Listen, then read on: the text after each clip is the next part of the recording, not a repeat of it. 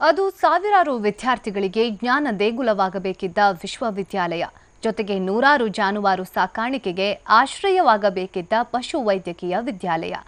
ಆ ವಿವಿಯ ಸದ್ಯದ ಪರಿಸ್ಥಿತಿಯನ್ನ ನೀವು ನೋಡಿದ್ರೆ ಅಯ್ಯೋ ಏನು ಬಂತಪ್ಪ ಇವರಿಗೆ ಅಂತೀರಾ.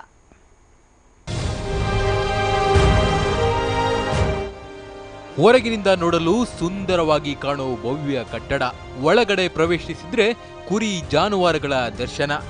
ಎತ್ತ ನೋಡಿದ್ರೂ ಕಟ್ಟಡವನ್ನ ಸುತ್ತುವರೆದಿರುವ ಮುಳ್ಳು ಗಿಡಗಳು.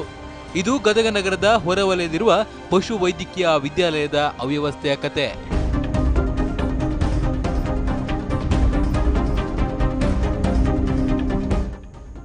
ಅಂದುಕೊಂಡಂತೆ ಆಗಿದ್ರೆ ಈ ಪಶು ವಿದ್ಯಾಲಯ ಕಟ್ಟಡ ಉದ್ಘಾಟನೆಯಾಗಿ 2 ವರ್ಷ ಕಳೆದಿತ್ತು. ಆದರೆ ಜಿಲ್ಲಾ ಉಸ್ತುವಾರಿ ಸಚಿವರು ಹಾಗೂ ಜಿಲ್ಲಾಡಳಿತದ ನಿರ್ಲಕ್ಷ್ಯದಿಂದಾಗಿ ಕಟ್ಟಡ ಉದ್ಘಾಟನೆ ಇದುವರೆಗೂ ಆಗಿಲ್ಲ. 2010ರಲ್ಲಿ 137 ಎಕರೆಯಲ್ಲಿ 50 ಕೋಟಿ ವೆಚ್ಚದಲ್ಲಿ ಕಾಲೇಜು, ವಸತಿ ನಿಲಯ, ಕ್ರೀಡಾಂಗಣ, ಸಿಬ್ಬಂದಿ ವಸತಿ ನಿಲಯ, ಕಾಂಪೌಂಡ್ ಕಟ್ಟಡ ನಿರ್ಮಿಸಲಾಗಿದೆ.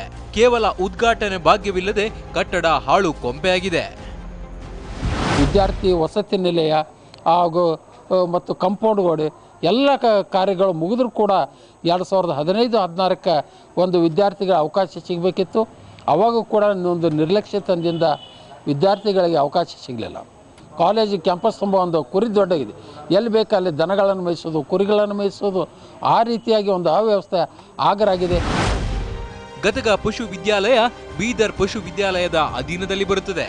ಇಷ್ಟೊತ್ತಿಗಾಗಲೇ ತರಗತಿ ಆರಂಭವಾಗಬೇಕಿದ್ದ ವಿಶ್ವವಿದ್ಯಾಲಯಕ್ಕೆ ಇನ್ನೂ ಸಿಬ್ಬಂದಿ ಕೂಡ ನೇಮಕವಾಗಿಲ್ಲ. ಇನ್ನು ಈ ಬಗ್ಗೆ ಕೇಳಿದ್ರೆ ಮೂಲ ಸೌಕರ್ಯಗಳ ಕೊರತೆಯಿಂದಾಗಿ ಕಟ್ಟಡ ಉದ್ಘಾಟನೆ ಆಗಿಲ್ಲ ಅಂತಾರೆ ವಿದ್ಯಾಲಯದ ಪ್ರಾಂಶುಪಾಲರು. ಇಲ್ಲಿ ಇನ್ನೂ ಸಾಕಷ್ಟು ಸೌಲಭ್ಯಗಳ ಕೊರತೆ ಇದೆ. ಹೀಗಾಗಿ ವೆಟರ್ನರಿ ಕೌನ್ಸಿಲ್ ಆಫ್ ಇಂಡಿಯಾ ಅನುಮತಿ ನೀಡಿಲ್ಲ. ಮುಖ್ಯವಾಗಿ ವಿದ್ಯಾಲಯದಲ್ಲಿ ಜಾನುವಾರು ಸಾಕಾಣಿಕೆಗೆ ನೀರಿನ ಸಮಸ್ಯೆ ಇರೋದು ಅನುಮತಿ ವಿಳಂಬವಾಗುವುದಕ್ಕೆ ಕಾರಣ. ಒಟ್ಟಾರೆ ಕಟ್ಟಡ ನಿರ್ಮಾಣವಾದ್ರೂ ಉದ್ಘಾಟನೆಯಾಗದೆ ಪಶು ವಿದ್ಯಾಲಯ ಅನಾಥವಾಗಿ ನಿಂತಿದೆ. ಜನಪ್ರತಿನಿಧಿಗಳ ನಿರ್ಲಕ್ಷ್ಯಕ್ಕೆ ಬಲಿಯಾಗಿರೋ ವಿದ್ಯಾಲಯ ಜಾನುವಾರುಗಳ ದೊಡ್ಡಿಯಂತಾಗಿರುವುದು ವಿಪರ್ಯಾಸವೇ ಸರಿ. ಸಂಜೀವ್ ಪಾಂಡ್ರೆ, TV9 ಗದಗ.